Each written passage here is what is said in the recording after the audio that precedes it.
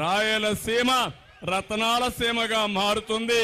మీ జీవితాల్లో వెలుగు వస్తుంది. నేను ఒకటే ఆలోచించాను, రాయలసీమని పండ్ల తోటలకు ఒక హబ్బుగా తయారు చేయాలని. దుర్మార్గులు వచ్చి మొత్తం కూడా ఇబ్బంది పెట్టే పరిస్థితి వచ్చారు. నేను ఆ రోజు సీమ రైతుకి ఏదైతే ఆ రోజు మీరు చూస్తే డ్రిప్ ఇరిగేషన్ కు 90% సబ్సిడీ ఇచ్చా. ఇప్పుడు వస్తా ఉందా అని మిమ్మల్ని అడుగుతున్నా, ఇచ్చారా అని మిమ్మల్ని అడుగుతున్నా. మొన్ననే కడప జిల్లా అన్నమయ్య డ్యాము, అన్నమయ్య జిల్లాలో అన్నమయ్య డ్యాము కొట్టుకొని పోయిందా లేదా అని మిమ్మల్ని అడుగుతున్నా. 40 మంది చనిపోయారు. ఇంతవరకు మళ్ళీ ఆ డ్యాము కట్టారా అని మిమ్మల్ని అడుగుతున్నా. అంటే కనీసం ఒక డ్యాముకు గ్రీస్ వేయలేని వ్యక్తులు 3 రాజధానులు కడతామంటే నమ్మతారా తమ్ముళ్ళు అని మిమ్మల్ని అడుగుతున్నా. ఇలాంటి దుర్మార్గమైన ముఖ్యమంత్రి ఎక్కడా ఉండరు. కనీసం అన్నమయ్య డ్యాము కొట్టుకొని పోయి 40 మంది చనిపోతే 450 కుటుంబాలకు ఇళ్లు కూడా కొట్టుకొని పోతే కట్టారా ఇండ్లు అని అడుగుతున్నా.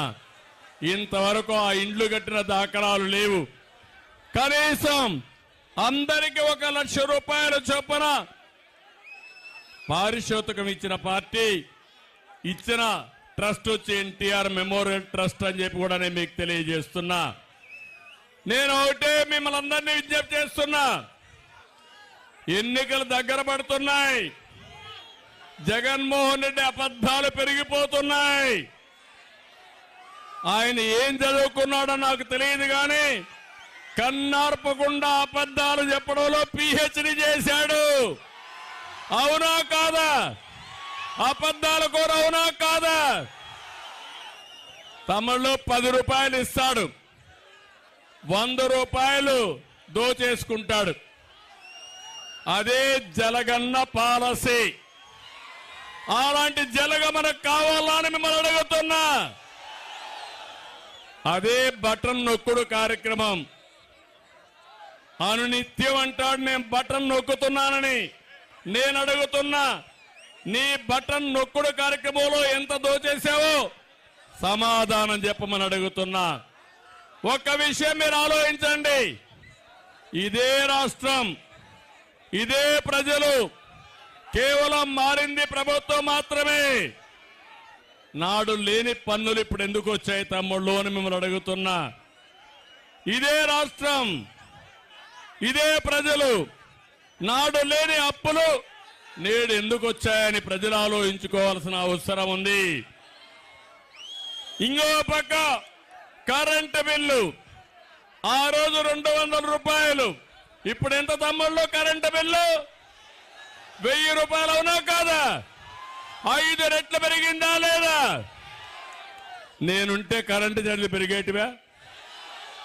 మీకు 1000 రూపాయల భారం పడేదా అని మిమ్మల్ని అడుగుతున్నా. అది తెలుగుదేశం పార్టీ సమర్థత. ఇంకో పక్క 5 ఏళ్లు ఒక్కరోజు కరెంటు ఛార్జీలు పెంచావా? మనం నాణ్యమైన కరెంటు ఇచ్చావా లేదా? ఈరోజు కరెంటు కోతలు ఉన్నాయా లేదా అని మిమ్మల్ని అడుగుతున్నా. కరెంటు కోతలు, ఎక్కడికక్కడ ధరలు పెరిగిపోయి ఇబ్బంది పడే పరిస్థితి. మనం నాడు నాణ్యమైన మద్యం, మా తమ్ముళ్ళు కొంతమంది ఉన్నారు, సాయంత్రం అయితే శారీరక కష్టాలు మర్చిపోవాలని ఒక పెగ్గేసుకొని పడుకోవాలనుకుంటారు.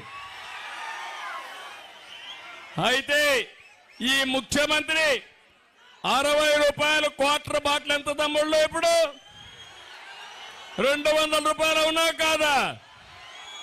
ఎవరికి పోతుంది ఈ డబ్బులు? జలగన్నకు అవునా కాదా? కడాన మీరు తాగే రక్తంలో కూడా, మద్యంలో కూడా రక్తాన్ని తాగే వ్యక్తి దుర్మార్గుడు ఈ జలగన్న అని చెప్పి నేను మీకు తెలియజేస్తున్నా. నిత్యావసర వస్తువుల ధరలన్నీ పెరిగాయి. ఏమమ్మా పెరిగాయా? పప్పు